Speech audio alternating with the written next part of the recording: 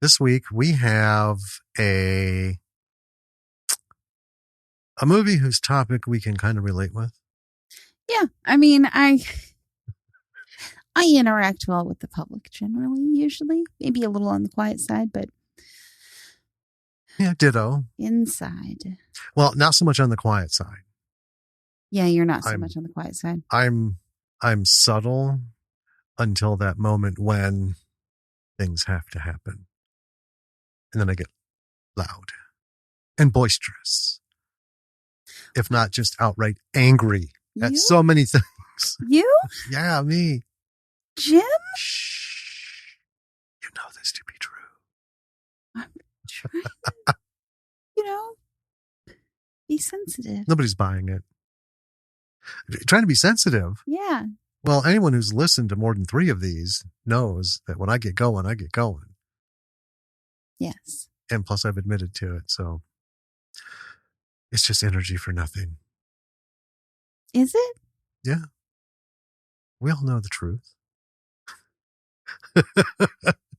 You're a little more subdued. Mm-hmm. I am not. That's fine. But anyway. We're like peanut butter and jelly. Those differences made this very enjoyable to watch. Yes. And in fact, we have a little discussion about this a little bit somewhere in there. But it was a fun combination of things with some good lessons. Yes. And funny. It's tough to cover a funny movie. It is. We talk about that a little bit too. Yeah. There is one particular lesson that we hit. I'm not going to say it now. That we hit on pretty solidly, which I hope people listen and, take it as something to do. That's the lesson about not running with sharp objects, right? No. Oh. I don't cover those kinds of lessons because I figure let them run. Culling of the herd, passive-like. I see. Anyway. Are you ready to get into this thing? I've been ready. Really? Yeah. Okay. So this is just me holding this up? Yep. Wow. Okay. Well, all right then. Let's go. Okay.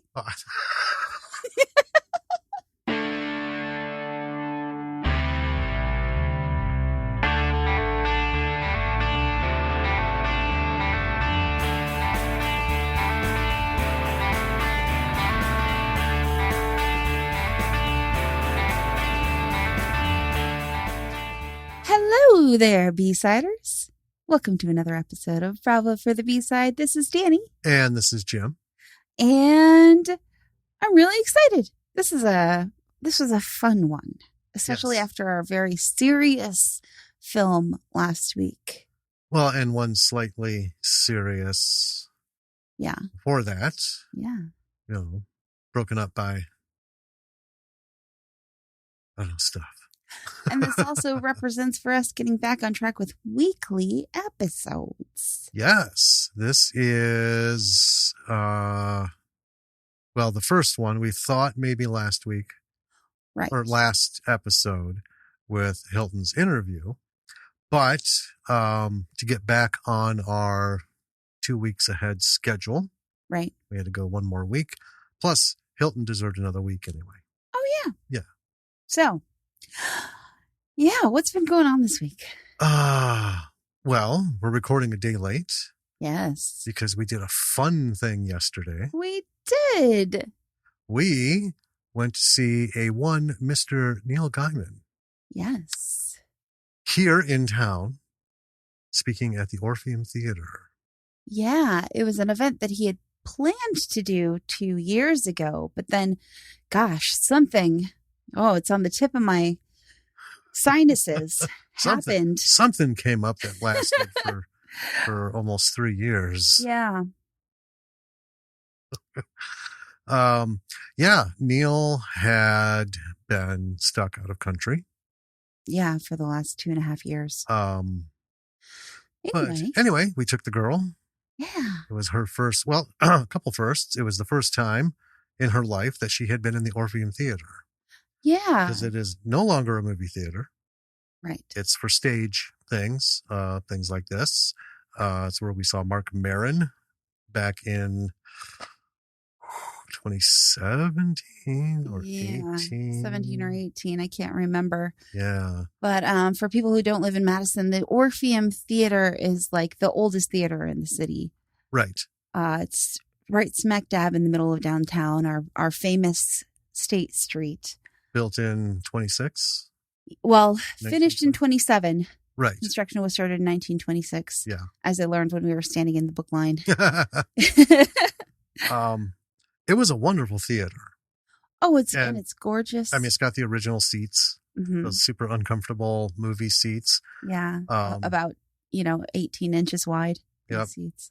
And I was telling Lily, I mean, that's where I saw E.T., growing up. Yeah. Revenge of the Jedi, Heavy Metal, and a bunch of other movies because it's right on State Street. So it was, pretty awesome. Yeah, it's a beautiful old theater. I mean, when they've redone it many times over the years, 'cause it's, almost 100 years old now. Mm-hmm.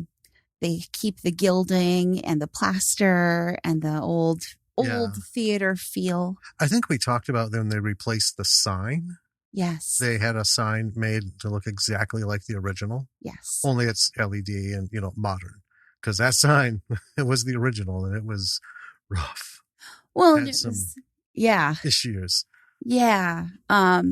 So the original sign said New Orpheum Theater because the Orpheum Theater was built over, they raised the whole building. Yeah.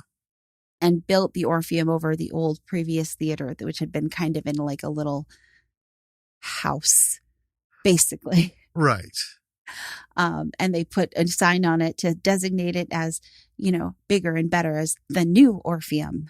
Right. And then that met with a disaster. Yes. And then they rebuilt it and it was Orpheum, Mm-hmm. just Orpheum again. And thus has it stayed. For many, many years. Yeah. Until they just got the new sign that says New Orpheum again. Does it say new on it? Yeah.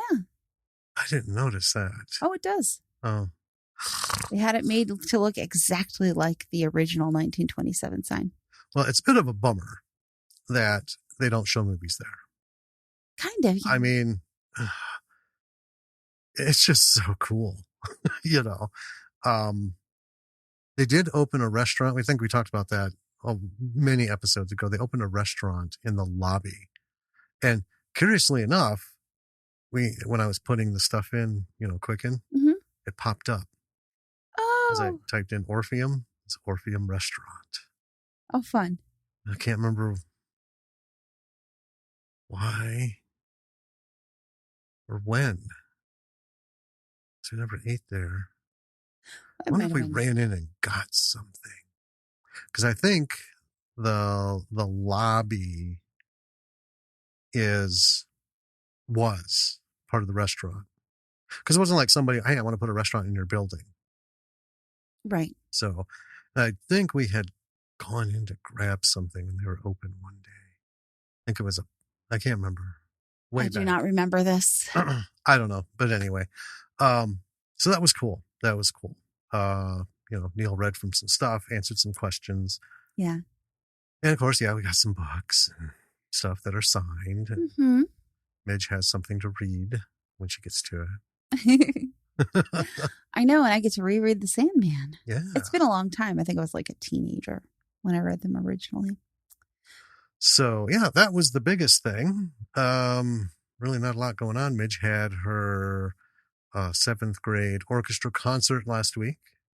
Yes. And she played both 7th grade and was asked to play in the 8th grade. Oh, yes. I could go on for an hour, but I'll just say this. It is no longer a mystery why there are so many fucking kids in that school who are just dipshits, inconsiderate, disruptive fucknards, because we had an entire audience full of adults who were ignorant, inconsiderate, discourteous fucknards. Yeah. Oh my God. So let me just say this. If you're over the age of 18, I don't fucking care if you're in school or whatever, you're 18, you're an adult. whether you can smoke, drink, whatever, you're an adult. And above that age, all the way up to 150, let's make sure we catch all the few who may have slipped through the cracks who've lived over 100, right? Grow the fuck up. Yeah. When you go to one of these things, these kids are trying to exhibit what they have learned. Like the 6th grade orchestra was terrible. Awful. As they all are. Because all those kids are just learning, right? Yeah. Most of them. Well, and all of those kids, learned over virtual. They learned over virtual. And this is a separate subject. We're not going to get into it, but let's just say at least 1/3 of the entire orchestra body in each class is there because nobody else wants them in their fucking classroom. They got nothing else to do with these kids. And these are the ones who primarily cause the problems. You could tell because in 6th and 7th, you could see a couple of them didn't even know how to fucking do the chords. They're not even like going back and forth with their bow. The one girl's just lifting it up, putting it down, lifting it up, putting it down. And it's just kind of sad. It was a bit startling because the last time we attended a concert of Lily's was when she was in 4th grade. Yeah. It's been that long since she was able to do a concert. And I will say the 4th graders playing violin and viola and cello and bass were better than this 6th grader group. Well, in 4th grade, they're there because they want to be. Yeah. Right? They're not stuck there by the school because they don't know what else to do with them. Right? But in middle school, they always stick the problem kids in orchestra to give them something to do. And Lily has complained for 2 years how fucked up it is. And she hates going because they barely play instruments because all the kids, and then there's fights and yelling and screaming. And then they took the cops out of the schools. So now I got to wait for teachers, who have to leave their fucking rooms. And when they come back, that's in disarray. Right? So it's just a big mess. But anyway, let's get back to this. Yes. Anyway, so these kids are there to put on a show. Be a goddamn grown up. Yeah. And shut the fuck up. Just shut the fuck up. No woots, no hoots, no nothing. And there wasn't even any of that. People just talking, not listening to the orchestra teacher. Yes, it was a little hot in there. Oh my God, grow the fuck up. Right. This is the kind of thing that makes me so fucking sick of people that I don't want to do anything for anyone. Right? Because it's not like there was 3 or 4. It was everyone. Yeah. And just so disrespectful. And I would like to fucking throat punch every single one of them. Mm-hmm. And here's the thing. You can't embarrass stupid people. And people who do this kind of shit are just so stupid that you can't even bring it up to them. Yeah. Right? It's like talking to a shoe. If that sounds a little harsh, I don't fucking care. If you're butthurt about it, then you're probably part of the problem. I don't care. That's the whole problem with all this. This is my little soapbox. I get it. Okay. Everyone's such a pussy these days about saying what needs to be said about the fucking problems that there are.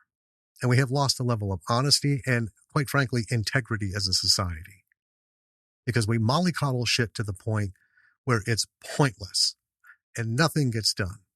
Well, and that's the thing. I mean, even Lily, we're strict with her, right? Mm-hmm. Especially when we go to events and, stuff's going on.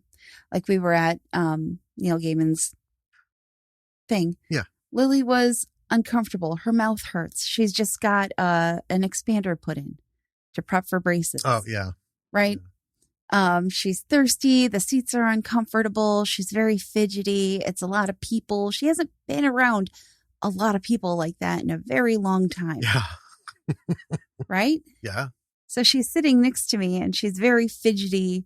I'm trying to help, calm her, but she's not being an asshole. No. And that's the thing. It's about manners.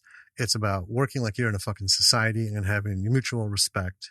Mm-hmm. And this whole collective conscience thing. I'm sorry, New Agers. I was fully on board with that, but I think it has died. It died a long time ago. We should all be embarrassed at the state of everything in this country. Not just 1, 2, 3, or 4 things. Everything. Good and bad. Everything. Because the good isn't good without, some shit. Caveats. Yeah, attached to it. Anyway, so the concert, the 8th grade concert, was much better. Yeah. Because it was much smaller. By 8th grade, and they know better than to fucking stick people in 8th grade orchestra for something to do, because that's when shit's getting real. And they played very well. They did. They had to cut a song out. They were going to do Game of Thrones. Right. But they didn't have the time because there are disruptions still, And yeah, anyway, nothing like getting riled up for a funny movie with fucking people and the way they behave. Well, I actually think it's kind of fitting based on the main character of this film. Oh man, I tell you what, 20 years ago, she was me. I was her. Because I had slightly less filtering than I do now. It's so funny. I have been the opposite. I used to filter everything. And now I filter a lot less. Am I rubbing off on you? A little bit, perhaps. I mean, I just don't have time for it. Without, naming anyone, we had a little bit of a familial kerfuffle this past week also. Yes. And whereas before, I would have handled the situation differently, which is to say I would have probably not actually said a whole lot about it. You would have stewed silently. Yeah. And then suppressed any engagement. Yes. Yes. But instead what I did was I went, oh, no, fuck no. And I let my anger be known. Mm-hmm. And it led to, I wouldn't say, a happy outcome, but that isn't the way that it needed to end. So that's what's been going on. Had some fun, had a good thing. Human beings pissed us off. I think that pretty much sums it up. It became warm here. Yeah. Oh my God. We went from having the heat on to there was one day where I'm like, ooh, we can shut the heat off and just like have nothing going. And then I shit you not, people, the very next day, it's like, I got to turn the fucking AC on. Yeah. We went from 50s to 90s. Overnight. Over fucking night. And this week is supposed to be a little more normal. But yeah, it was high 80s or low 90s all last week. Not cool. Not this time of year. Not very cool. I don't mean that in a pun way. It's just not right. It's a good pun, though. And coming up, finally, the birthday bonfire. Yes. Fingers crossed. There isn't some sort of cataclysm like the park burns down or something. Yeah.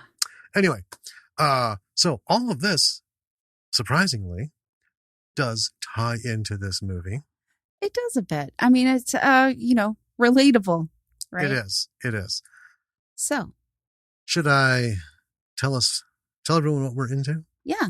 Should I tell us what we're into? Tell us what we're talking about. I'll tell us what we're into. Everyone else can eavesdrop.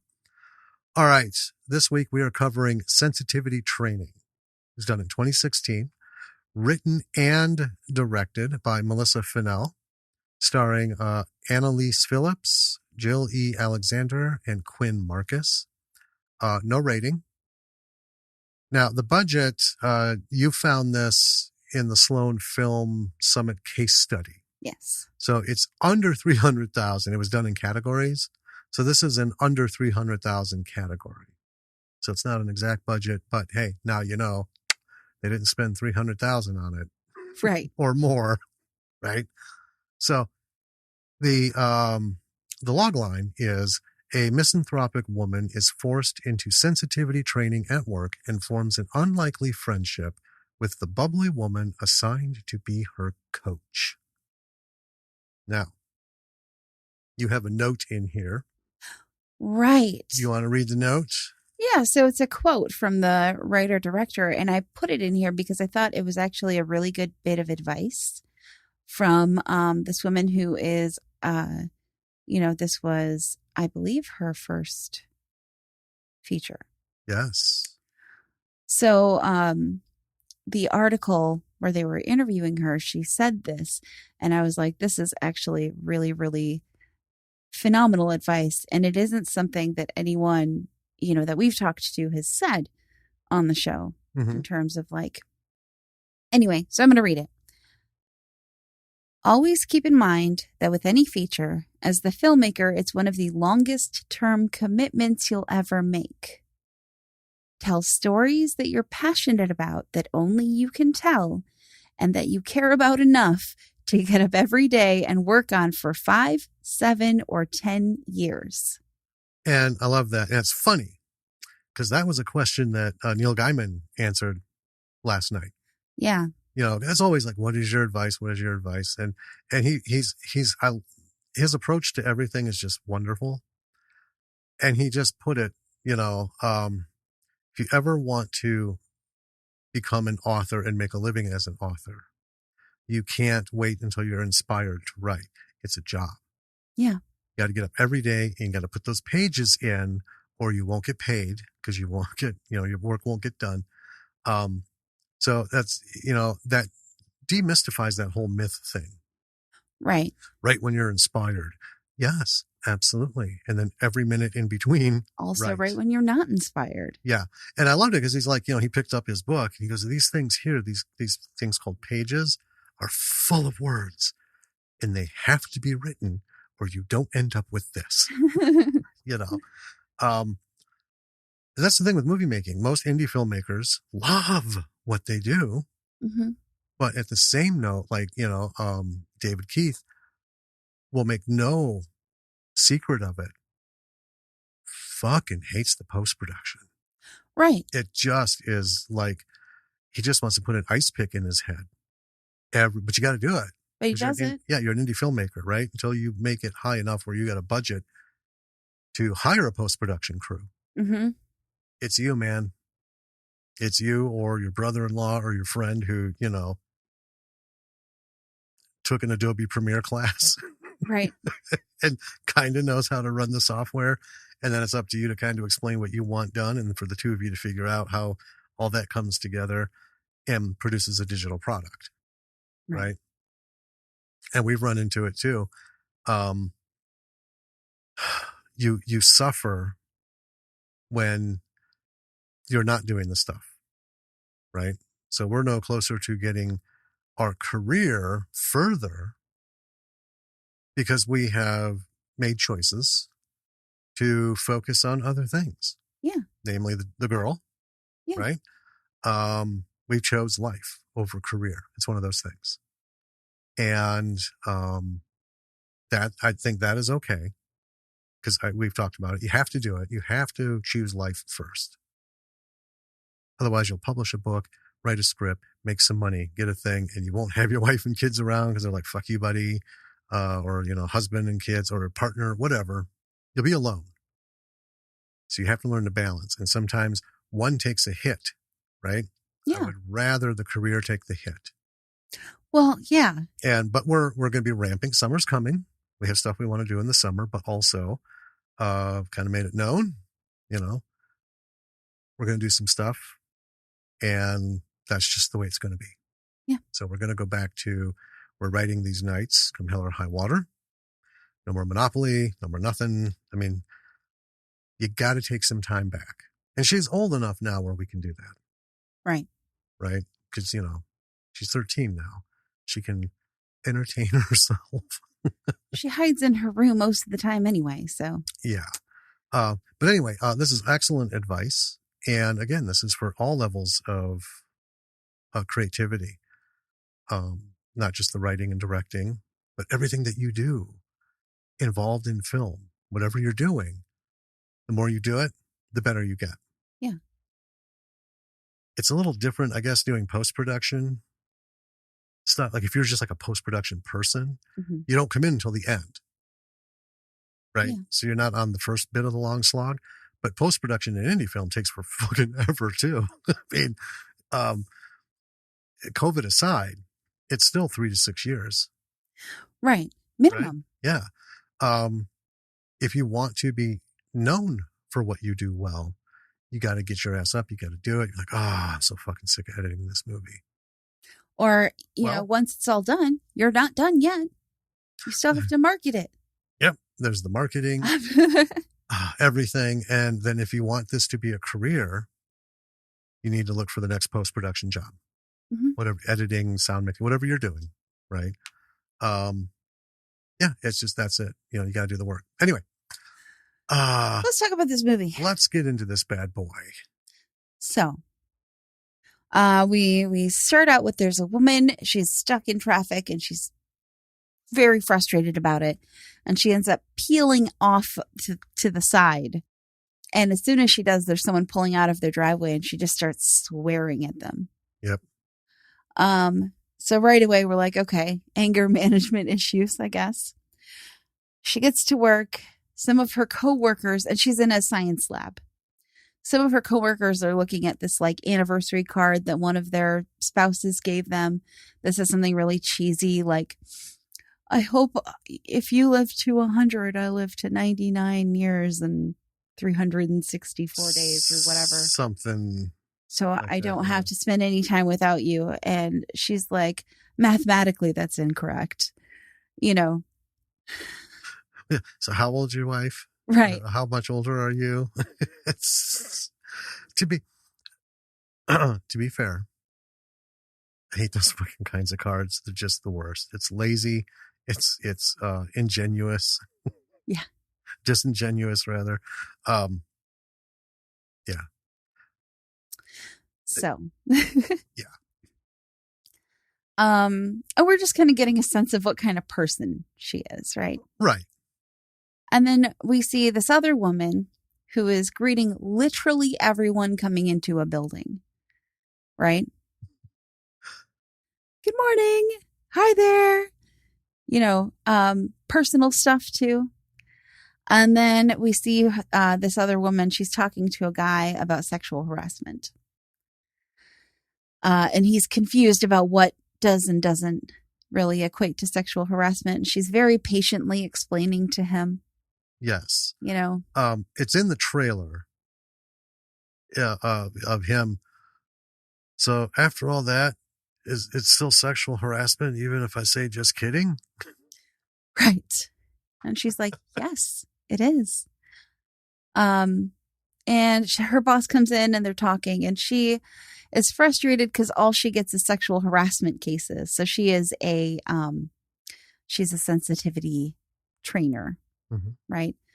And she's asking if she can take on new types of projects rather than just sexual harassment stuff. And her boss is like, well, pretty much all we get is sexual harassment stuff. But if something else comes up, I guess I'll put you on it. Yeah. And then we're back with the first woman. She's in the lab. And this other woman comes in with a bunch of books. And they're her books. And she's like kind of a publicity hound. She's also a scientist. You get the sense that like she's very full of herself. And our frustrated woman hates her. Like with a fiery passion. Yeah. Well, the book lady is a cancer researcher. Right. Yeah. And she's passing out books to all the people in this woman's lab. And then they're at a meeting later where it's announced that book lady has won a grant. Right. Yeah. And our frustrated woman, as I'm calling her right now, is upset about this because she wants the grant. And her research has to do with like bacteria. Yeah, it's a bacteria that's not being killed by like hand sanitizer, right? And stuff. It's surviving. Yeah. And she's like, this antimicrobial resistant this bacteria. This is going to be bad. Right. So as they're leaving, she lets off on Bookwoman pretty harshly. Like, just lets her fucking have it. I didn't write anything that she said I didn't down. either, but it's important to note that she just lays into her fake sign, blah, blah, blah, blah, blah. And then she throws one of these things. You know, you probably fucking stole all your research from somebody else. Right. I mean, everything, because that's like a ball punch. She does also mention, I think, you should throw yourself in front of a bus or something. Yeah. To that effect. Yeah, because she hasn't really contributed anything. And right. Yeah, it was vicious. Yeah, I wrote, she lets off on the bookwoman pretty harshly, but also probably fairly. And then we see her in a movie theater shushing people. Rightfully so, because these people are obnoxious. Yeah, so I took issue with this. I don't think this illustrates to us that she's, rah, rah, rah, because I myself cannot fucking stand people in theaters who talk and do shit. Same thing. Grow the fuck up. Shut the fuck up. It's just common courtesy. Yeah. I thought she was going to really do something about these people. With our discussion earlier, you can see how right away we identify with this woman. Yes. She gets kicked out of the theater for shushing people. Apparently, this is the third time in a month she's been kicked out of the theater. Mm-hmm. She then goes and she ends up picking up a guy in a bar and takes him home. And as they're starting to get busy, she corrects his grammar and he immediately just leaves. He's so offended. Well, it's not like one correction though. She's on it and she won't let go of it. That's true. I mean, it's like a something in me. And she's like, and I. Yeah. Or and I. She goes, and me, the this and that and the clause and the whole thing. And then he's like, and then she keeps going. And then finally he just, bye. Yeah. So she gets to work the next day and as she gets in, all her coworkers are crying about something. And we learn that the book lady killed herself that night. And this is where I picked up her name, Dr. Wolf, which later they call her Serena throughout the film. And as soon as she learns that the book lady killed herself, she goes, so am I going to get the grant then? Yeah, she just doesn't care. She doesn't know about the grant. And so the coworkers start blaming her for yelling at the book lady. And she's like, what did she? They're like, you said she should throw herself in front of a bus. And she's like, oh, is that what she did? And her boss walks in because everyone thinks that her railing on this bookwoman caused her to kill herself. Yep. So the boss walks in and says, you're being required to take intense sensitivity training starting immediately. And then we see her getting introduced to her trainer, Caroline, who is the happy woman from before. Yes. Who also has to explain sexual harassment to people as part of her job. So she's got a new gig. She's very excited about it. Oh, yeah. So she asks Serena to describe her relationship with her lab workers, and she says, fine. And then we get a montage of her just being horrible to them one by one by one by one. Yes. Then she proceeds to insult Caroline, saying she's in the soft sciences. So we have one of those scientists who, and it reminded me of Sheldon from Big Bang Theory. There's only one type of science. Well, and yeah, despite the fact that Caroline has dual doctorates. Right. But this is accurate though. Let me tell you, having worked at the university with grad students, doctoral candidates and everything. Oh my God. There is not a preschool, kindergarten, elementary school that is more petty than adults with degrees. Jesus Christ. So yeah, she's just shitting all over it. And it's pretty good little under breath thing going as Caroline goes on. Anyway, Caroline says she has to shadow Serena. So Serena at first is like, fine, whatever. They go to the lab. She greets everyone. And they're kind of shocked. Yeah. Right? That, not at Serena, but Caroline. Because nobody has come through those doors acting like a human being. Right. Um, I think they also are a little satisfied at seeing Serena like having to go through this. She does get corrected a couple times. Mm-hmm. She pisses past it. Right. Right away. But anyway, they're like, wow, if any one of us were to do that, we'd be in the beakers piece by piece. So we see Caroline at home. We see that she's got a wife and daughter. Serena is at home eating out of her sad little paper bowl. We saw her earlier after getting kicked out of the theater, a quick clip of her. Yeah. She microwaves something and it's a paper bowl, not even a real fucking bowl. No. A paper bowl. And she's just standing in the kitchen alone eating in partial darkness. The next morning, Caroline's knocking on the door. Surprise, surprise. Shadow means shadow. This isn't just a workplace thing. This is a all the time thing. Serena calls 911 to report an intruder. It goes nowhere because she's like, hold on, what's your name? And you hear the 911 operator, you know this person? So then they're in the car driving to work. Serena calls her boss to complain. He's not hearing it and hangs up.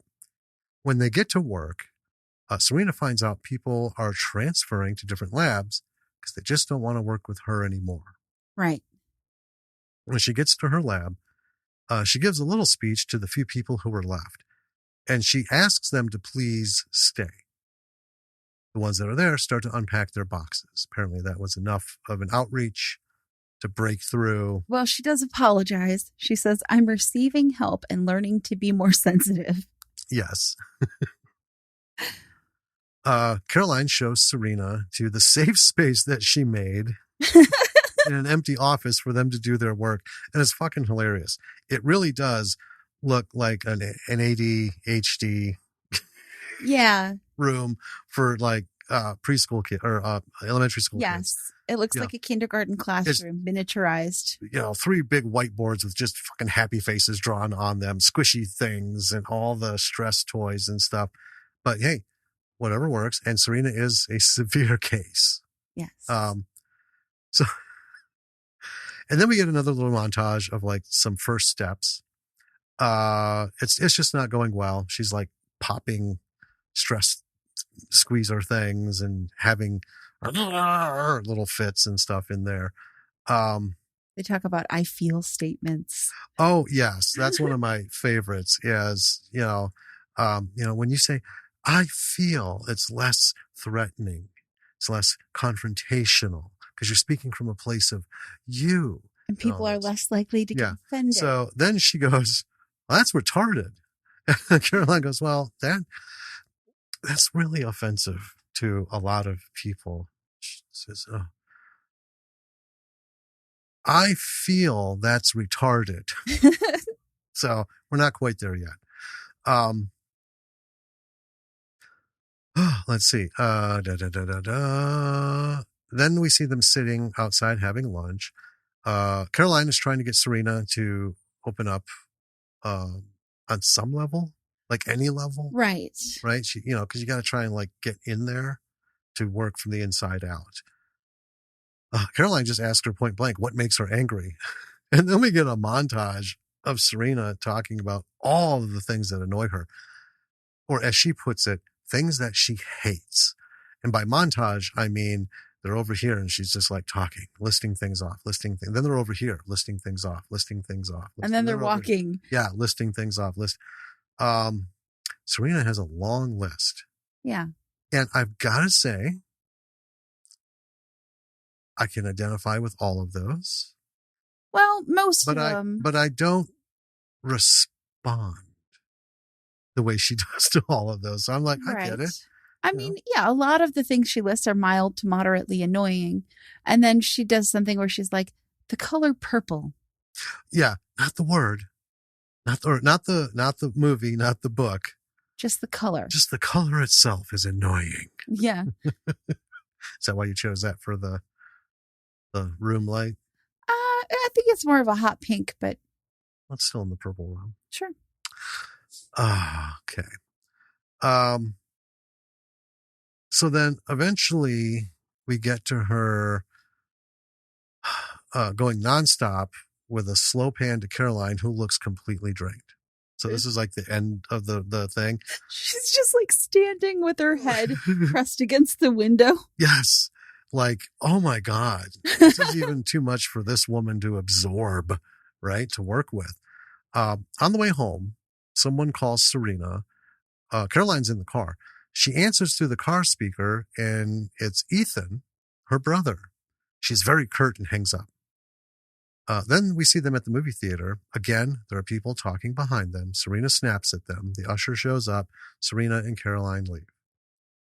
And I just wrote, I disagree. People in theaters who talk and make noise should be at least verbally accosted. Well, I wrote this down, and I actually didn't know it would be relevant until later on, but Caroline asks her, would you rather be right or not get kicked out of the theater? How often do you get to see the end of a movie? Right. That was funny. Yeah. So it's the second week of sensitivity training. And Caroline has bought a turtle for Serena to care for as part of her training. Yes. Serena immediately swabs it to test it for salmonella. And then they're at the office. And Caroline is coaching her on how to talk to her employees, being softer. And one of the things Serena says to her, are you even a real person? Or are you a schizophrenic hallucination? Should I be on medication? And Caroline's like, probably. Probably. Yeah. So, we briefly see Serena creating a very nice habitat for the turtle. So already we can see like she is softening a little, right? And we also see Caroline driving them to work, which it's usually Serena.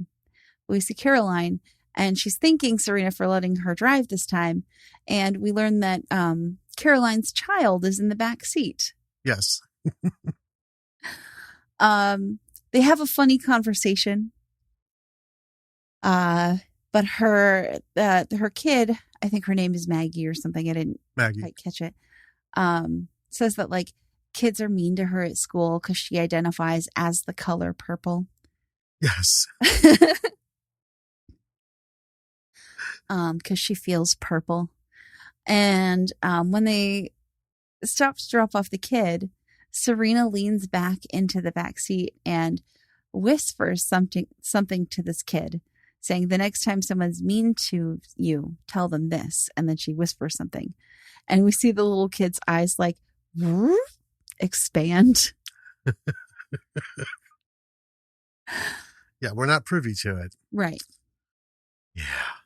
And then we see while Caroline is walking her into the school, Serena calls her brother, who she was very curt with earlier. Mm-hmm. He's in town. So they're going to meet him. And he is about half Serena's age, right? Shh. What was it? How old did she say she was when he was born? Like 12 or something. No, it was like 17. She was old. She was almost an adult. Yeah, she was only child forever, and then... And she barely knows this kid. Right, there was no sibling time, because she was all... Yeah, she just knew him as a baby, mm-hmm. and then was off to school. Yeah. And he is very goth. He tells her he's left home because their parents kicked him out. Asks if he can stay with her. He's been staying with a friend, but it's cramped. And she... The guy he's staying with is a bad tattoo artist who lets him stay for free if Ethan allows him to practice. Yes. On him, which I thought, what a fucking arrangement is that? Right. So Serena will not let him stay with her. She instead writes him a check and tells him to get some blood work done. And as for their leaving, Caroline asks her if there's anything she feels comfortable doing to help him. If not staying at your house, is there something else? So then we see him joining them in the lab as an intern. And the staff are very suspicious. Right? Mm-hmm. Serena has been always like curt with this grad student that she has. Ellen. Yes. I just call her grad student. I didn't get her name until like the very, very end.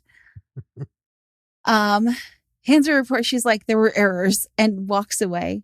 And you can see that this like hurts Ellen very deeply. Ellen is very like, she tries very hard. It's a little like just, to the side of the center line. Right. But being anyone who's been a grad student knows, right? And it's not always the case, but when you work with a bunch of grad students and you see that most of them endure this, it is rough because your ability to get your doctorate lies solely in somebody fucking keeping you on as an assistant. And if you piss them off, they'll let you go. And once they let you go, most other professors are going to be very wary about bringing you on. So you can fuck your entire career. And this poor girl up to this point has just taken it. Yeah. Right? In little bits and doses because, there's all these things going on. Yeah, Serena dumps this on her, says there were errors in your report, and you can see it's been redlined all to fuck. Like 40 pages of scribble. Yeah. But then when Serena is in the bathroom, she sees through the stall Ellen come in crying and like tidying up her face. Right. Trying to make herself, put herself back together. And Serena feels bad about it. Yeah, she said something. Ellen did. I didn't catch it. She like does the water. She, dries her face and then says something and storms out. Right. And then we cut to Serena. It looked like she'd been just stabbed in the back of the head. Yeah. Right. So when she goes back, she like very awkwardly pats Ellen on the shoulder and just says, "Good job." Because that's something Caroline told her to do. Yeah. It's creepy. Like pedo in the library creepy kind of contact. Yes. They made it very clear how uncomfortable this is. Yeah. All right. So later, Serena is at home. Caroline is on the iPad. Serena has a Bluetooth in. And Caroline has her hide the iPad. And you're like, what's going on? Well, she's having dinner with her coworkers. Right. And we've got and I appreciated this so much because of our little short. I know. Right. So this is a play on Cyrano de Bergerac. Mm-hmm. Right. She's gonna feed through the Bluetooth all the conversation and verbal cues and also explain, the interactions going on. Sounds brilliant. It's really bad. Yes. Don't need to get into it. So after everybody leaves, Caroline's wife comes in and she is not as jazzed about Serena as Caroline is. Right. I'll get it. They're not in the same field and stuff. So that night, Caroline is with Serena having a drink with her at Serena's place. She mentions that Serena's dinner had impacted her group positively, and that likely led to what did I miss? Because they made a breakthrough on their resistant bacteria. Yes. So it was after that. Yeah, there was a little breakthrough. Yeah. And then, what the fuck did I? Anyway. Fast taking notes. So there was a breakthrough at the lab. Everyone was happy. That night, Caroline's with Serena having a drink, and she's saying that, your dinner impacted them positively. And that's what led to the success. It's that whole thing, right? good attitude, good work. We learned a little about Caroline. Sounds like she had a repressed life. Right. Serena talked about her stepdad, Glenn. She was booted out of the home at 18. She married her biology professor in college, while in college, who dumped her for a younger student. Yes. Wow. Also not unheard of. And then Caroline has them sit on the couch saying they're going to watch movies all the way through. Mm-hmm. That was her little gift to Serena, because she kept getting kicked out of theaters. Now, Serena doesn't have a TV, so all those DVDs are no good. They end up watching on a laptop. And we see Serena ripping on every movie. And some of it is it's just, her commentary on the ending of various films. Right. Couldn't they just, so why does that have? And it's funny because it kind of comes close to our analysis on some things, right? Yeah.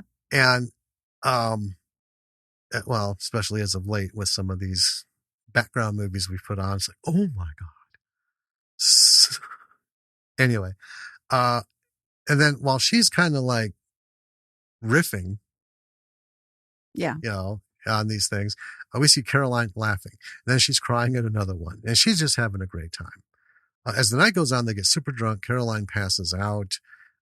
Morning comes, and they're laying on the couch, and it's really weird because like Serena wakes up, and it's that like awkward cuddle, right? And it's not a romantic thing. It's, everyone knows how big a fucking couch is. Right. When two people collapse on the couch, you got a spoon or someone's on the floor. Right. Right. So anyway, I just love her expressions, that whole, what to do here. Right. Because Caroline is out. Yes. The whole sawing the logs thing. Yeah. And, yeah, why don't you take it? Yeah, they have a pretty silent drive to work. And then we see Serena walking and talking with her brother, who, her parents kicked her out at 18. They did the same thing with him. Right? Yeah, he is repeating her cycle. Yeah, you're out on your own now. You can take care of yourself. It's pretty shitty. Yeah. Right? So but I noted during this conversation, she's smiling and laughing. She is. And then it comes down to why he did it. She's not laughing at him. Right. Yeah. But it's an amicable conversation. Yes. And she is like going on and on about Caroline. Mm-hmm. How great Caroline is, and all the stuff that Caroline's been teaching her. Her staff at work are concerned about her newfound cheerfulness. They don't trust it. Nope. And she also presents a proposal for a grant to her boss to keep their momentum going because they just made this breakthrough. And she does it so cheerfully. And as she leaves, it's so funny because his eye twitches in confusion.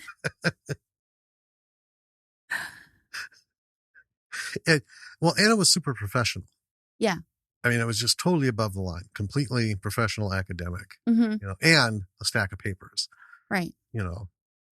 So then we get a montage of like lab work that's going pretty well. Ethan is still interning, and apparently that's going well as, also. And there's a short conversation where Ethan asks Serena if anything is going on between her and Caroline because she seems so happy. And she's like, I don't know what you're talking about. And then Caroline gives her a framed photo of them both, one of the selfies they took on their movie night. Oh, yeah. She's like, yeah. As a gift. I love that, too. She's like, hold on. She gets up the phone. She holds it up. Selfie. Click. And then Serena's like, it's not even a word. I'm sorry. Tickled me. That's okay. And the photo is like a gift for like X amount of weeks of sensitivity training or something. And then that night, it's very funny because Serena is Googling how to know whether she's a lesbian. Oh, man. Yes. And doing a lot of research on what all that entails. extensive amount of research. I put, Serena types in how to know if I'm a lesbian. And then the rabbit hole on all things lesbian begins. Right. And it's a montage. It really is. Like she's up all night. Yeah. Trying to sort this shit out. It's fucking hilarious. So then they're at the theater again. And Serena keeps looking at Caroline instead of the movie. And there's some guys, they start talking and it clearly weighs on Serena. And Caroline is like holding her hand. She's like, just breathe. Like we practiced. Right. Yeah. And it works for like a second before Serena turns around to yell at them. Well, the guy goes, oh, this guy's gay. And you can just see her face snap. Oh, sure. And that's when, raw. Yeah. So they get kicked out again, and Caroline asks what's going on. It was, you were doing so well. And, has her little notebook that she's been writing in the whole time about, Serena's training. And Serena is offended because she's like, is this just about passing me through the training? Mm-hmm. So the next day, Caroline gets a call for like this emergency sexual harassment training. And she doesn't really want to do it, but her boss doesn't really give her any choice. So she's got to take the day off of coaching Serena.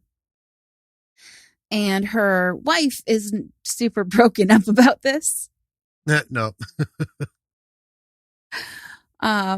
She's like, you've been, on this forever and ever, We also learn, my notes are so terrible. They say the turtle is dead also. Well, so this whole thing is going on as we see what happens from Caroline. Serena's putting on makeup. The first time in the movie that she's actually done anything with an outward appearance, right? She's it's been the traditional no makeup, which is fine, right? But just like moppy hair and just sort of like the bare minimum to cover nipples and ass to get into a lab, right? I mean, but she's actually, and she's smiling, happy, kind of like doing a little dancing and singing to herself. Yeah. And then she finds the turtle dead. Yeah. Just as Caroline texts her that she can't come in today. Yep. Yeah. After the follow-up of what happened. Yeah. With that other conversation. So she sticks the turtle in her freezer. And then as she gets to work, she learns, everyone's like, oh, where's Caroline? I'm sorry. When we were watching this, you didn't realize the turtle was dead for sure. No, I was. You were like, I didn't know. I was like, is she killing the turtle? Because it happened at the same time as the text. Yeah. You're like, is it already dead? Yes, it's dead. That's why. You gave this such a dark tone. I was like, well, I didn't know. I'm sorry. I just had to put that in. I wanted to share that. Thanks. Sure. But Serena's kind of upset as she's learning that like Caroline has been helping everyone else pretty significantly too, as they're asking where Caroline is. Right. Right? Because she doesn't feel as special. Right. Well, and the thing is, Caroline's helped these people with like a 2-minute conversation. Right. Just in passing, she's helped them because they're like normal people. Yeah. Right. And they're listening and they enact the things that she gives them. And yes. Boom. So, the kind of straw that breaks Serena's back here is they were doing so well with their bacteria, right? Mm-hmm. And they learned that some of the samples are resistant. One of them is Caroline's sample, which Serena swabbed her like the second she got into the lab, because any living person who can enter her sample size. Yeah, and one of the guys from the lab. Right. Yeah. So Serena has a big breakdown about it and just unloads on Caroline. Yes. Kind of in a similar way that she did to the book lady.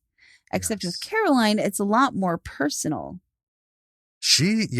There's a difference between calling someone out and giving them righteous shit and being hurtful. Yeah. Huge difference. Yeah. And she's You know. hurtful. Oh, yeah. And Caroline gets upset and leaves. And we see that night Serena able to sit through a whole movie because she's crying while people are talking. Yeah. Well, it's part of the montage. Yeah. She's paper bowl eating, crying. Mm-hmm. Crying so much at the movie theater. I mean, I don't even think she's watching the movie.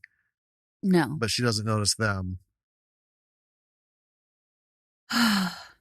So, the next day, Ellen lets Serena know that she got an offer at another lab to do her grad work. And Serena tells her she should take it. I think this is in an effort to be supportive. But I don't think Serena realizes, that Ellen wants Serena to want her to stay. Right. If that makes sense. Right. Well, she's pretty clear with her. She said, I am not on a forward trajectory. Right. And I need that. So that's, it's not really a ploy, but it's a maneuver to say politely, you going to give me some more fucking money, responsibility, and direction, or am I just here to be your bitch? Right.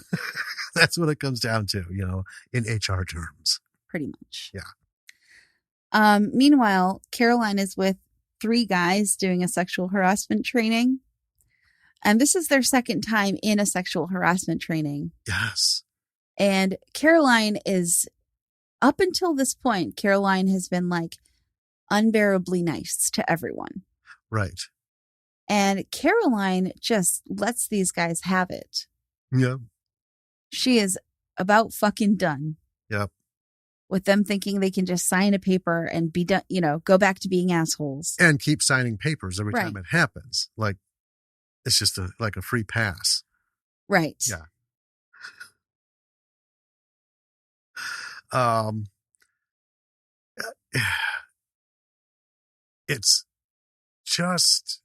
It's just terrible. I mean, everything is kind of settled. Caroline is not perky anymore. She's kind of glum, and her snapping at these guys was fucking hilarious because long overdue. Serena's back to being glum. Her boss tries to encourage her. Caroline is glum at home. She cries asking her wife if she's too nice. And I love that their daughter Maggie just nods her head vigorously. Yes. Yep, way too nice. So now we have a new development. Serena isn't really a bitch anymore. She's vacant. Right. Which I wrote is, or what I wrote is, which is worse.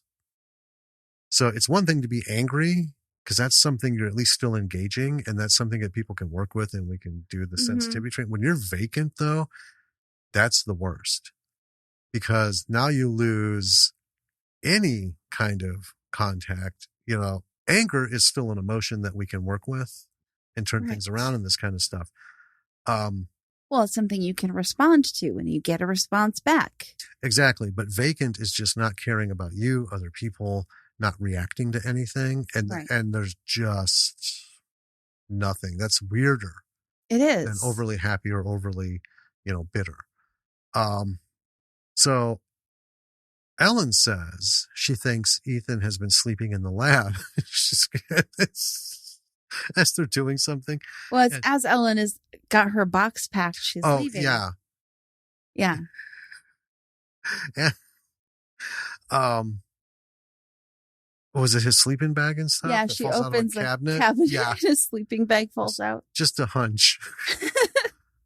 So another morning, Serena's walking with Ethan and realizing they were both treated like shit by their parents, not just because of the 18 get out thing, but there's a whole lot of stuff going on. Oh, yeah. Right? And not really, I don't want to say they're parents, because they call him Glenn. Well, it's his dad, her mom. Right. They're half siblings. Yeah. So then we see Serena driving with the frozen dead turtle. And then she goes to her parents' house. And right away, when these people come to the door, you can tell that they are just a fucking nightmare. Oh my God. Glenn is They're narcissists. Beyond that. He's like ultra dick in like extra fashion. Mom is a complete bitch. And they're basically like, well, life is better when it's just us. Yeah. So, I mean, how can you blame us? And there's just little like quick blurbs. I mean, these people are fucking horrible. Yeah. This is it. It's not really meant to be comedy at this point. Right. But I'm telling you folks, this is like, I think it was just dishing out, child abuse comes in all forms. Well, it does. And the things that they were saying that they did, to these kids, that is it. Yeah. Right. You can abuse a child without saying a word to them or laying a hand on them. You can do it by simply fucking ignoring them. Right. Right. And that is far more scarring psychologically. Well, it's because right. In different ways. Yeah. Anyway, it's all bad. And there was no abuse. Right. Well, she confronts them with the turtle and she's like, because of you, I can't even keep this alive. And it's a reptile. Yeah. It's not even mammalian. But anyway, these two were just fucking horrible. So she storms off. And as a result of that, she's had an epiphany. She's had a breakthrough. So we see her taking Ethan into her apartment. She gives him a set of keys. At work, she congratulates, not like peppy like she was before, right? Right. But she's kind of monotone, but it's sincere. It's not that vacant delivery that we had before. Congratulates a co-worker on the new formula, and he tells her it was Ellen's idea. And then Serena is at a Quidditch match because during the dinner, she was asked. Yeah, Ellen mentions that she plays Quidditch. Yeah, because Caroline's like, ask them their hobbies. Bluetooth. She's like, Quidditch. What is that? Sewing? What is that? What is it? So she asks Ellen to come back. And Ellen asks for a promotion and a raise, and Serena accepts because she gets it. Yeah. Right. But it's also, she realizes in this whole thing, we can see she's overlooked Ellen, neglected Ellen. She's been doing to people what her parents have done to her, either being outright mean or just, fucking them off to Never Never Land and forgetting about them. Yeah. Right. Not acknowledging them. So then she goes to Caroline's. Happens to be Maggie's birthday. Yes. Caroline's wife invites her in, says Caroline's upstairs in the tub. She goes up there and finds Caroline laying back, eyes closed. Next to her is an empty pill bottle. And she panics and freaks out, ends up in the tub. Well, Caroline was just kind of like half snoozing, and she had just taken some aspirin. But that's the thing, is the whole reason she had sensitivity training is because she let off on that woman who then killed herself. Yep. And she had just let off on Caroline not too long ago. Yeah. And anyway, so, she apologizes, and I love this. The party is purple everything. Purple balloons, purple cake, purple plates, purple forks, purple drink. She's just like trying to hold it together, because sometimes it doesn't matter your attitude. There are just some things in life you're never flush with. Right. Yeah. All right.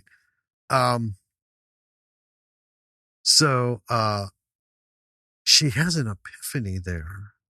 She realizes the kids are carriers and transmitters of this bacteria. And the samples that were resistant were from the people who had children, young children. Yep. So she's swabbing the kids, gets permission, right? And while she's doing that, we hear Maggie shouting at a kid. They're having some sort of disagreement. Some kid's giving her a hassle in the background. And then she shouts. Maggie unloads what Serena told her earlier. And I didn't get all of it. Did you get it? I didn't. It's something, and then the end of it was, and your IQ is your shoe size or something. Yeah, she just berates this bigger kid. Yeah. Effectively. Yes. Now, I laughed. It's not lost on Caroline either. No. She immediately looks at Serena. So later, we find out that the lady who committed suicide was a fraud and was embezzling money from the grants and everything. And that's why she killed herself. Because she was about, someone was about to publish their findings about it. Yes. So she fucked herself good and she opted out. So because of that, the university immediately cancels the sensitivity training. Yeah. Because they're like, oh, well, you didn't drive her to her death. We're done paying. So we come to the end of the movie. They end up being good friends. There's a turtle funeral. Well, you're glossing over quite a bit here. So Ellen has a good idea to kill the strain in the lab. Mm-hmm. Right? And that is progressing well. And Serena chases down Caroline to admit her feelings to her. Right. Well, and I like how this played out because Serena is struggling with this like pretty much the whole movie, trying to figure it out.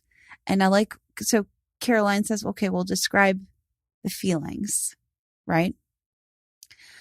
Serena describes them and Caroline says, yeah, that's what it feels like to have a friend.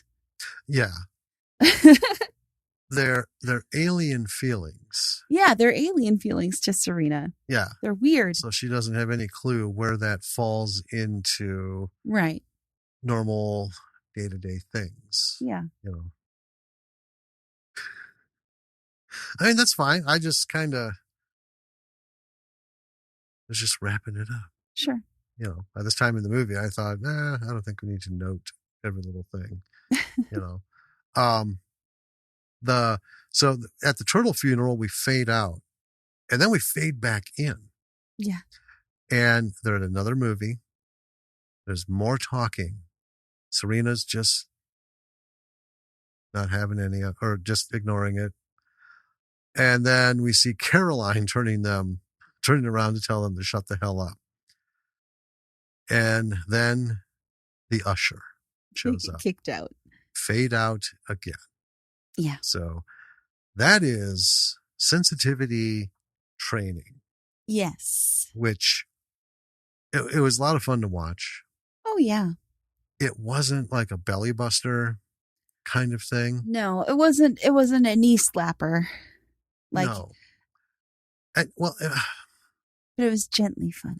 Well, and here's the thing. I don't think you can, I have not laughed real hard at a movie and also had the same takeaways, something like this, right? It's not a movie with a couple funny moments. It's a comedy. Right. Right. It's a light humor approach to this kind of stuff. It's not a lampoon, American Pie, ridiculous, Dumb and Dumber shit, which those kinds of movies, it's like going to see a stand-up. I'm not in it for the hour-long setup. Hit me with the jokes, man. Hit me with the jokes, right? And all the good ones, Mark Maron. It's a story that has some really good jokes through it. And then you hit that end, and you're like, that kind of brings it all together. Yeah, like Patton Oswalt, who's coming to Madison also, but we're probably not going to get to see him. Got shit to do. But he does the same. He has that same thing. All the good comics, it's not just a barrage of one-liners. You have to be able to do the long setup, but you have to carry it. Well, it's like the thing. For listeners who have never experienced Bert Kreischer telling the Russian mob story or the Russian mafia story, that's one of the best jokes I ever heard. It takes like him 10 to 13 minutes to get through it. It's like a quarter to a third of his act. It's hilarious, though. Yes, it is. And it all comes together in the end. Well, it's like Patton Oswalt in the birthday party thing. Yeah. Mark Maron in the outdoor theater. You know, Mhm. everything ties into their central theme, but they take you along the way. And this movie gives you the laughs, some light chuckles, you know, and depending how you identify with either one of these people, you know, maybe a cackle. I But identify with both of them, which is, I think, part of why this is such a fun film. I get it. I've never been like bend over backwards, you know, just take it, buddy, nice. My life just never, that was not an option ever, you know. But I have manners. I am polite to the point of, you know, maybe do a little extra, you know, simple things like going in, you know, to the restaurant after Lily's concert. Mm-hmm. Took your mom out. Hold the door, let you guys in. Old couple coming, just stand there and hold it for them to go. You know, it's just those little things. Right. That the whole thing with Caroline, though, is she did that and people were taking advantage. Well, because she developed it as a defensive mechanism, which is how a lot of people do. Like, it's how I did. Yeah. You know? You know, and I just like to, you know, it's said everywhere. It doesn't hurt to be nice.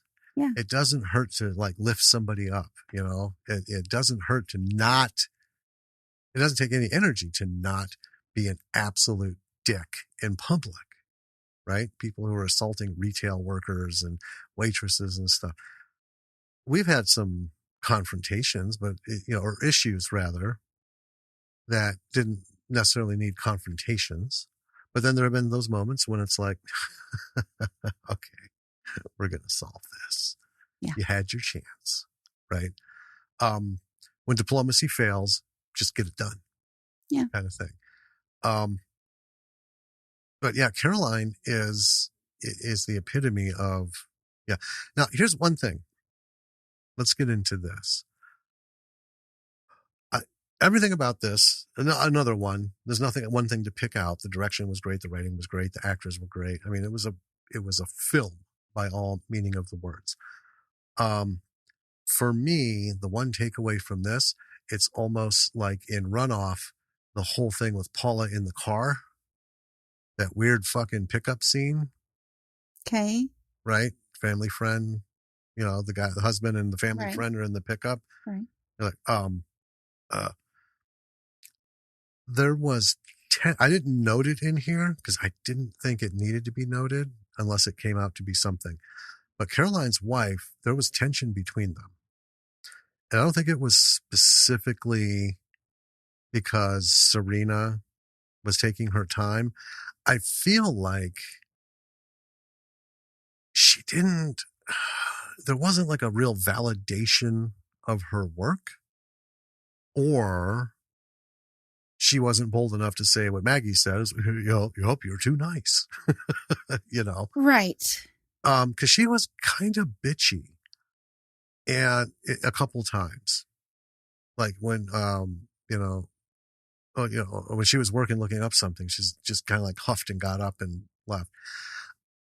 It never became anything. There was never like a big, long discussion. There was never a confrontation on that. So I felt like maybe there was, and it got edited out, but these little remnants didn't get scraped off completely. That's how I felt about that. That's my only criticism is I think it seems like there was an attempt at tension and I didn't think it belonged. Okay. I think Caroline had enough going on with Serena, and Serena's actually the focus, right? Right. So her side tensions that weren't even tensions. It's kind of the thing. Like the whole Ethan thing wasn't a problem. You know, just, you know, here's a check, fuck off. You know? Yeah. Being forced to deal with it, I think, is her story. Caroline becoming more like Serena is Caroline's story. I just didn't feel like a marriage issue belonged. I felt like it was there. That was Well, it. I mean, I saw it as her wife, who I, never caught her name, but, um, Yeah, I didn't either. Caroline's job was kind of a, your 9 to 5, it's sexual harassment training here, da da da da da. And then kind of like the second Caroline got literally anything other than the sexual harassment, training, she was on top of it, right? Right. And it was taking up much more of her time than her job ever had. Right. And I think that was part of the tension with her wife, Oh, that was definitely part of it. Yeah. But I feel like there was maybe something a little more. It just felt like the the actor playing her wife was bringing a little more to the table than, oh, you're not done working. You know what I mean? Sure. It seemed like a real emotional conflict. And I was looking at it, and I was thinking about, well, maybe she's just pissed off. I'm like, well, that's kind of a really weird way to show it because, you know, as an audience member, you're not going to get me on her side. It's like, well, why don't you be supportive of your wife? She's doing something that makes her happy other than talking to guys, telling them not to talk about dicks in front of women or trying to grab asses Right. or pinch nipples, because that's literally what these fuckers were brought in for. It's not like the odd comment, right? Some of them had hands-on, assault. So yeah, if you're going to portray this character as a spouse who can't be happy for their spouse, even though it entails more work or something, then I'm not interested in that character. Sure. You can fuck her off to the side with a check as well. Just didn't seem like it became anything, and it just seemed like an odd. And I think it would have survived well without it. That's my only criticism of this whole thing. I think the tension between the two is just not necessary. I don't think it built into anything. It certainly didn't help Caroline. Right. Right? Because they never had it out. It didn't give her and I did think that was going to happen. Where instead of sitting there taking it, bam, the Serena in her was going to come out.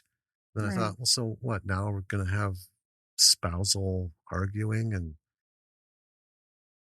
maybe it was written and they're like, oh, that's terrible. Cut. I don't know. Anyway, that's my only criticism. Sure.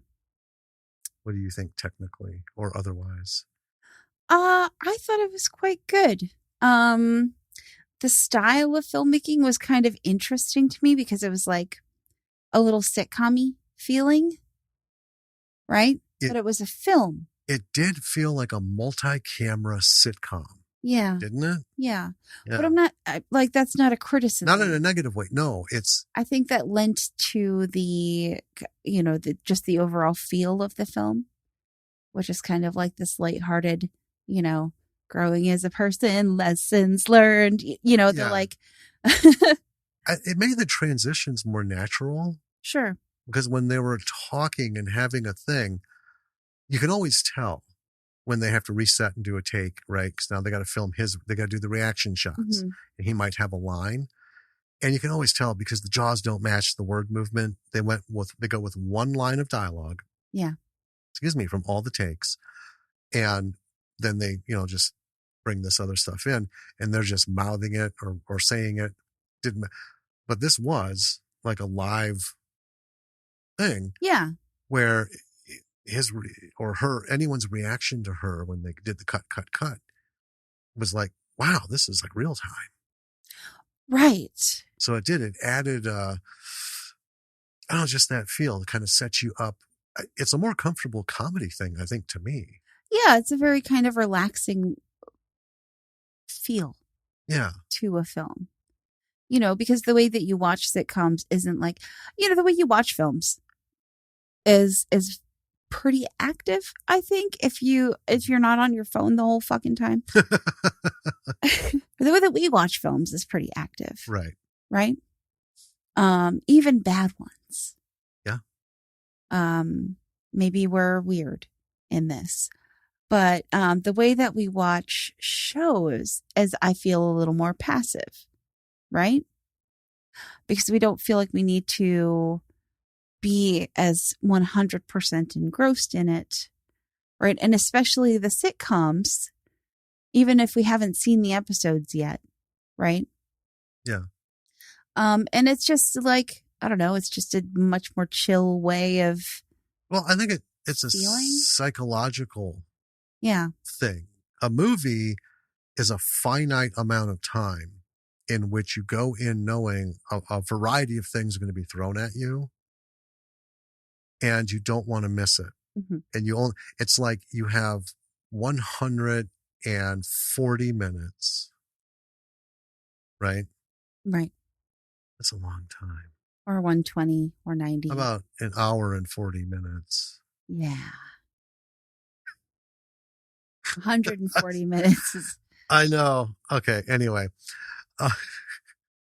anyway, you only have this time, and that's it.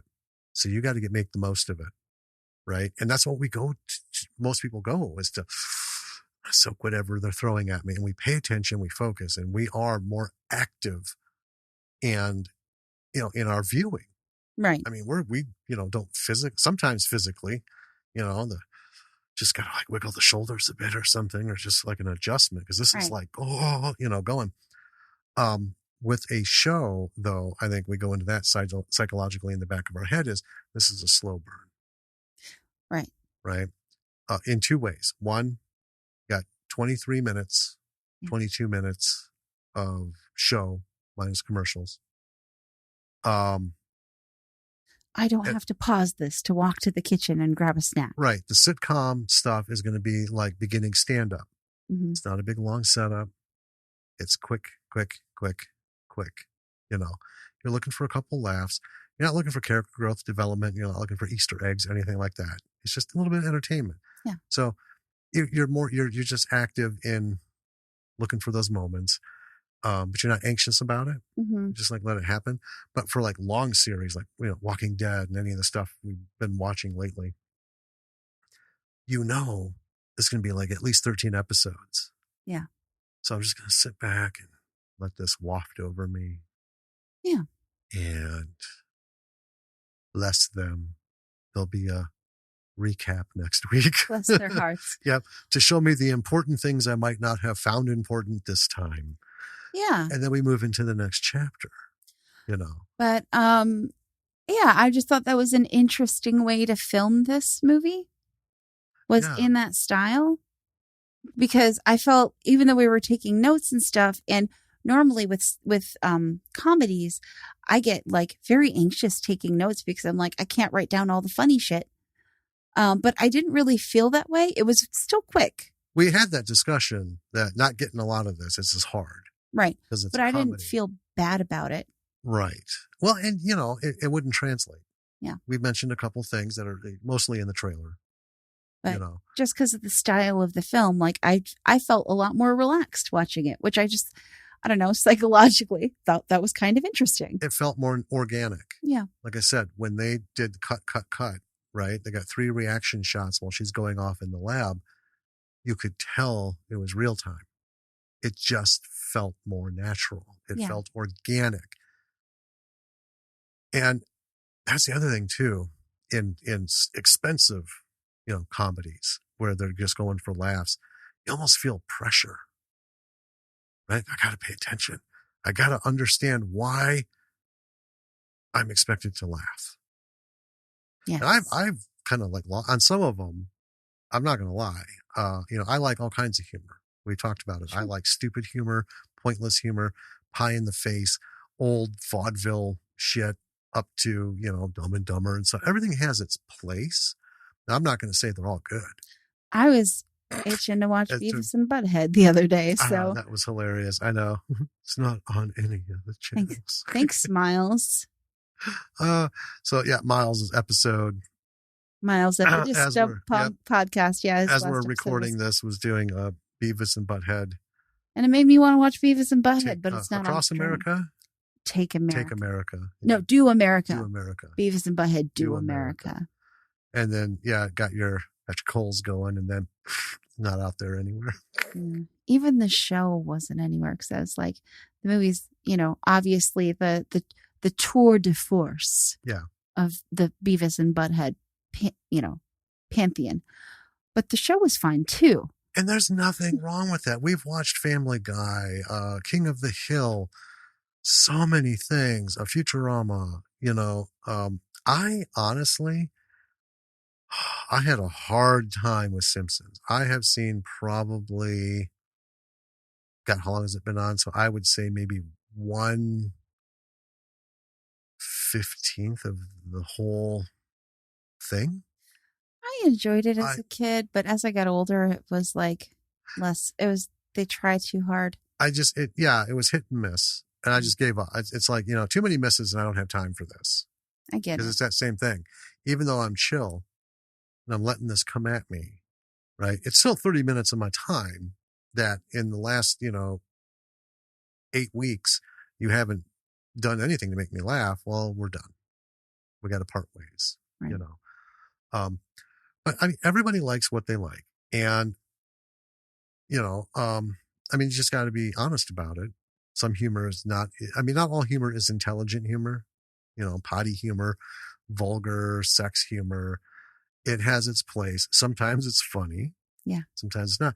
But you can always tell when this is like 30 takes because it's got to be right. It's got to be right. It's like a stunt scene, a complicated stunt scene. It has to be just right or it's not going to go. Right? Because they're going for the big, like the big stunt, kaboom. Mm-hmm. They're going for the big laugh. And it doesn't always work. And sometimes it just, I feel labored sitting through some of these movies, I get it. And something like this, I'll take a steady stream of light chuckles and, yeah. It felt like it took a lot of the pressure off. You know what I mean? Yeah. Yeah. And she wasn't like super,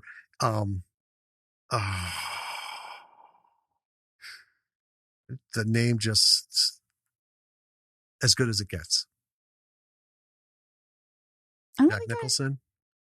Did I ever watch that? He's that horrible writer. I mean, he's just fucking vicious to everybody, man, women, and children. I mean, I'm aware of the movie. I don't think I've ever watched it.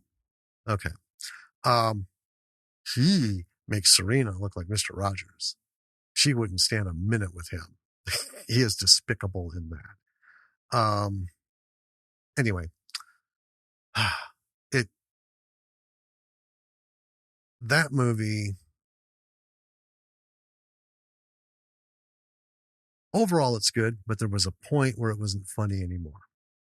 Sure. You know what I mean? It's like, this is just mean. Yeah. Meanness. And it didn't feel that. And you could tell the shots completely separate and framed and, everything, nothing organically flowing, or at least not as often as this one. So, however they did that it was a good shot. I want to talk about the writing. Please do. It's tough to write comedy. I don't know. Maybe it isn't, but it's tough for me. And so I have a special respect for anyone who can write comedy and make it actually be funny. And this was funny. And not only that, relatable. And like the dialogue was believable. And yeah. We have had this discussion about not writing comedy. Yeah. We've actually had this discussion with several producers. And, and we're like, well, be honest, this is what we're looking for. And it's like, but, we would, if you came to us with a job writing on a sitcom, we would pass. They're like, why would you do that? Because we can't fucking write comedy. Right. We're not comedy writers. It's no mystery that comedy writers and comedians go together. Like PB&J. Yeah. As in a lot of stand-up comics were brought in, like, look at The Office. Oh, yeah. Like Mindy Kaling wrote a bunch of those episodes. They were comedians. Yeah. And if you have somebody who's funny, you bring them in. Look at Tim Allen, Home Improvement. He had this whole thing going for years. And they're like, hey, we could make a thing off this routine, but you got to fucking write it. Yeah. We can't, they bring people in because they're not going to dump millions in, right? Just like we were told, well, you're going to have like people in the room with you. We're like, well, no shit. But, for our series, we got to write it because it's our fucking series. But when it comes to comedy, you got to have people who know how to be funny. Right. And that's a thing you can't fake. And when they try it, you can see it. Bad. It's Right. bad. Right.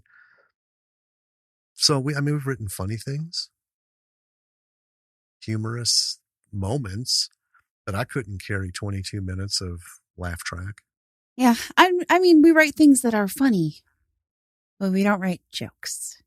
And to do it week after week after week after week, or to try and carry a 90 to 120 page script. Right. Yeah. So like our zombie script is campy, which is different. Mm-hmm. Right. But we have some jokes in there. Not a lot. It's funny because you call them jokes. I'm like, I would say funny moments. Yeah, funny moments. I mean, we set it up as, it's not like knock, knock, that point blank, but, it's moments that peak above the camp.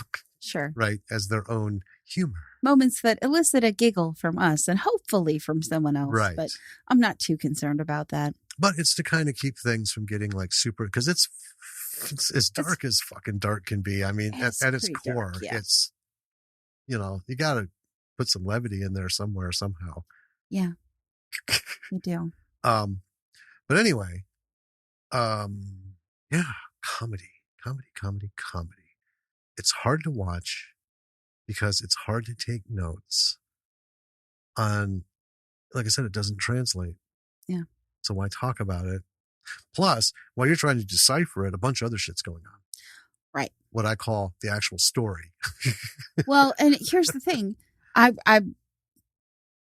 posit that this was well written, because if it wasn't well written, the jokes wouldn't be very funny, or they would be, far and few between, and we'd have been able to write them all down. Right. And it was pretty obvious where this was going to go. Yeah. Not entirely.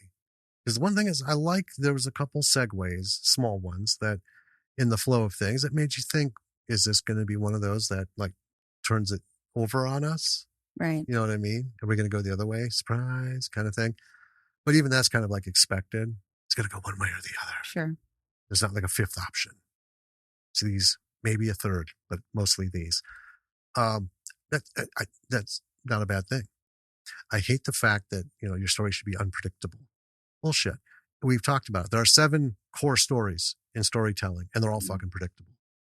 Nobody's original. Neil Gaiman's written how many books over 30 years? None of them are unpredictable. He's just done it in a way that doesn't make it obvious and easy. And boring. He makes it interesting. Mm-hmm. And just like, whoa, I know it's going to end up with this guy nailed to a cross and lit on fire. And then a monologue at the end about how, after that, things are, I know how it's going to end. I don't care, because the rest of this is wild. Right. Right? It's getting me to the obvious end. That's what it's all about, the journey. This did a good job. It did a good job kind of keeping it light with bits of heavy. Yeah. Like doses of, this is kind of real. And little levity in there, and a couple not. They had their moments. Right. It's like, oh, this is a kind of moment. We'll give it its due. And then we're back. Yes. Kind of thing. Everyone did a wonderful job acting.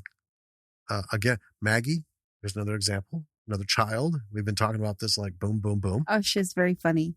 She was awesome. I mean, she owned it. Mm-hmm. Kablam, right? Totally professional. I don't know how much more I could laud this. Like I said, all the technical stuff, there's nothing to pick out. Nothing stood out other than the camera work. Right. But I mean, if you have like top-notch lighting and sound, you can't like get better than that. Well, I mean, that's the thing, like going back to the camera work just very briefly. I bet there are some people out there who, like nitpick at, oh, the camera work could have been more sophisticated. You know what I mean? Sitcom style camera work it's not high level sophistication. I get it. Camera work, but I don't think that necessarily has to be all the time. So when I hear that, because I know what you're saying, and Right. we've heard that about other things, and the first thing I always hear is, I'm so insecure in my own ability to tell a story that if I don't make it fancy and turny and artsy, then it's no good. You can put a camera on a tripod in front of a chair as a director. Keep it simple, stupid. Right? And you could just hit record and put someone in the chair, get them lit so you can see them. Yeah. And give them 90 minutes. And if you have an actor who's any good at what they do and you're any good at writing, it'll play. I mean, that's the thing. You don't have to go on a figure out how many different kinds of shots I can get into a movie bonanza like Sam Raimi likes to do. Yeah. That's kind of his thing, and that's fine. That's his thing. That doesn't mean that his shots are super sophisticated. He just throws a bunch of fucking spaghetti at the wall. Right. He's learned a lot over the years. But and I've been vocal about this, the latest Dune. Sure. All right. Not a fan. I don't think it deserved anything. I think it was terrible on all aspects, technical, writing, directing. I'll leave the actors alone because I think the acting was quite good. Well, as I say, I'll leave them alone because they're doing their job, and they did their job. Yeah. What they were given was a festering pile of shit. But here's the thing. Everyone's, best cinematography. Are you fucking kidding me? Best cinematography. How can you get a best cinematography fucking nomination for something that's not real? CGI. Jesus Christ. And if they're talking about, well, that's how they filmed and lit the live people, there was nothing super great about it. I'm like, well, if it's a dark, moody place, you should use dark, moody lighting. Doesn't take a fucking genius. Plus, you had how many tens of hundreds of millions of dollars to throw at this thing? You should have figured your fucking lighting out. Kudos to you, right? But I look at something like this. A good director knows what the movie needs. Yeah. And is more interested in the story and what it needs than how fancy and cool can I be. Mm-hmm. I just hate that shit. I hate it. I hate it. I hate it. And you can always tell watching certain directors' bodies of work that they know exactly what they want. When they first started writing this fucking story, they already had the shots and shit in their head. Mm-hmm.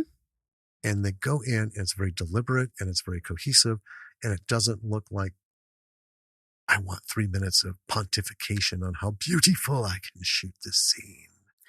Well, yeah. I mean, I think there's also something definitely to be said for finding your tone as a director, finding your style as a director. And yeah, that's fine. As long as it works. Yeah. Because not every director's style won't work for every kind of film. No. Now, in A-listers, that's a major problem because these fucking guys are directing sci-fi, fantasy, romance, comedy, drama, thriller, noir, Everything. Yeah. Everything. All the stuff. Now, the indie guys, they usually stick in their realm, right? And occasionally they'll be like, I've been doing this for too long. I need to make something different so I can feel it full. Right. And we get that completely. It's like writers who stick to a genre occasionally will bust out and be like, I just got to do something different. Yeah. Just once. Right. To, validate oneself. Art is great. But yeah, I think every good director will put the movie first. Yeah. And the scenes and stuff. Now, that's not to say I'm not a fan of experimenting with stuff. I like seeing people figure out new ways to use zoom and movement and stuff in the camera, as long as it's not shaky cam. Right? Yeah. If I wanted to watch a movie that looked like some guy suffering from DTs, got the job, I'd go find a guy with the GTs and let him film something for me and watch it. I hate shaky cam. But yeah, it's always good to have fun. It's just like writing. Yeah. This is about, we've done it a couple It takes times. a while to find your voice. It took us a little while to find our voice together, Well, yeah. Yeah. That's to find our harmony. ebb and flow kind of thing. We found our harmony, and then we reached a point where we're like, this is good. Hey, wait a minute. What if? What if? Would this work? So we'll write it, look at it, and objectively murder it if it doesn't work. Yes, we're ruthless. Yeah. And if you have big money for a budget, which again, indie film really doesn't, shoot the scenes that you think might, let's do it this way. Mm-hmm. If it doesn't work, then you got the normal one. You do what you can. Right. But sometimes it's do or die, ride or die. What's it going to be? All right. I have this idea. We're going to shoot it this way. And if it doesn't work, we're going to fucking use it anyway, because it's all we have. Yes. Run with it, So yeah, when something is simple, I just don't like seeing it get shit on. I don't either. This wasn't an elaborate plot. It's a pretty simple story. Yeah. Pretty simple message. And it just made it that much easier to enjoy these, essentially simple people. Right. Right. Not saying the characters were written simply, but we do get to, they're just normal people. Yeah. She's not like a Nobel Prize winner suffering from something, and she's not some, I need to make my place in the world of psychology. No, she hates her fucking job. She'd like to do something different. The other one's just a complete bitch to everybody. Yeah. And needs to tone it down. Boom. Discuss kind of thing. So, good lessons on, camera work. Visually telling a story in a simple fashion. Yes. And the way this one was done, both of those work together to make it really comfortable. Yeah. Engaged. Right. Without looking for the, connection. I don't think I have any other notes. There's only so many compliments you can give to a movie. Not saying that, it didn't suck, so that's the only compliment I can give it. It was a good movie. There's just, it checked the list. Yeah. You know what you do? I know what we do. Do you? Do you go to our website? Yes. lordsofmisruleproductions.com. I did it. Nailed it. Everything is there. You guys know it. The blog, which is mostly the posts, and podcast page, the merch store, BF McGillicuddy, Facebook, Twitter, YouTube, Patreon, emails, links to all the platforms. It's all there. Check it out. Yeah. And whatever you're listening to, please like, subscribe, review if you want to. Reviews don't actually count, which I think is stupid. They just want the stars and shit. That's dumb. That's all the algorithms. Yeah. I suppose trying to decipher, the written word, natural English AI. Well, but a review helps other people find our show and maybe know what they'll like about it. Well, I would like people to leave a review. That would be fantastic. And yeah, people can see it and stuff. But I think it's to the point now where people are even getting dumbed down to the point where it's just like, how many stars? 3? Fuck it. Nope. Pass. What's that one? 3.5? I'll give it a go. 4? Absolutely. 5? Of course I'm subscribing. See what I mean? I just went through 100 things just by scrolling up, looking at how the little yellow line comes and goes, unfortunately. So please please subscribe. If you enjoy it, please leave a review. If you're feeling sexy. Sure. It doesn't have to be a sexy review. You looked like you were struggling with the word, so I just offered one to you.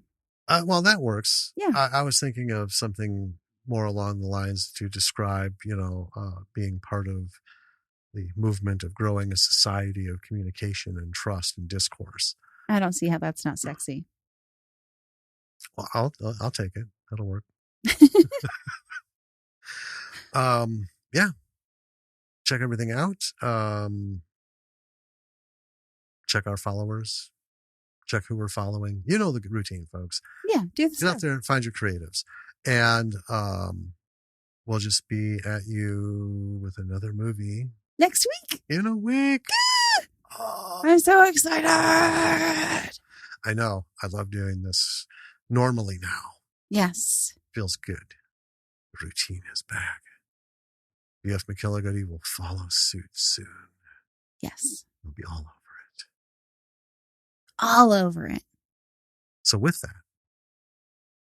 Hey. Yeah? Have a great week. Sure.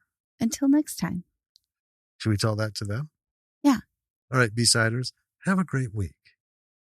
Until then, this is Danny. And this is Jim. Talk to you then. Bye. Bye. You know what you do? You know, I know what we do. Do you? Do you go to our website? Yes. lordsofmisruleproductions.com. I did it. Nailed it. Everything is there. You guys know it. The blog, which is mostly the posts, and podcast page, the merch store, BF McGillicuddy, Facebook, Twitter, Patreon. YouTube, Patreon, emails, links to all the platforms. It's all there. Check it out. Yeah. And whatever you're listening to, please like, subscribe, review if you want to. You know, reviews don't actually count, which I think is stupid. They just want the stars and shit. That's dumb. That's all the algorithms. Yeah. I suppose trying to decipher, you know, the written word, natural English AI. Well, but a review helps other people find our show and like maybe know what they'll like about it. Well, I would like people to leave a review. That would be fantastic. And yeah, people can see it and stuff. But I think it's to the point now where people are even getting dumbed down to the point where it's just like, how many stars? 3? Fuck it. Nope. Pass. What's that one? 3.5? I'll give it a go. 4? Absolutely. 5? Of course I'm subscribing. See what I mean? I just went through like 100 things just by scrolling up, looking at how the little yellow line comes and goes, you know, unfortunately. So please please subscribe. If you enjoy it, please leave a review. If you're feeling sexy. Sure. It doesn't have to be a sexy review. You looked like you were struggling with the word, so I just offered one to you. Well, that works. Yeah. I was thinking of something more along the lines to describe, you know, being part of the movement of growing a society of communication and trust and discourse.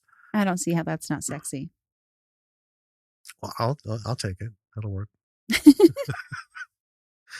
Yeah. Check everything out. Check our followers. Check who we're following. You know the routine, folks. Yeah, do the Get stuff. out there and find your creatives. And we'll just be at you with another movie next week. In a week. Oh, I'm so excited. I know. I love doing this normally now. Yes. Feels good.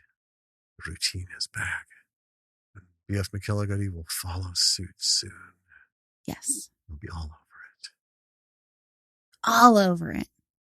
So with that. Hey. Yeah? Have a great week. Sure. Until next time. Should we tell that to them? Yeah. All right, B-siders, have a great week. Until then, this is Danny. And this is Jim. Talk to you then. Bye. Bye.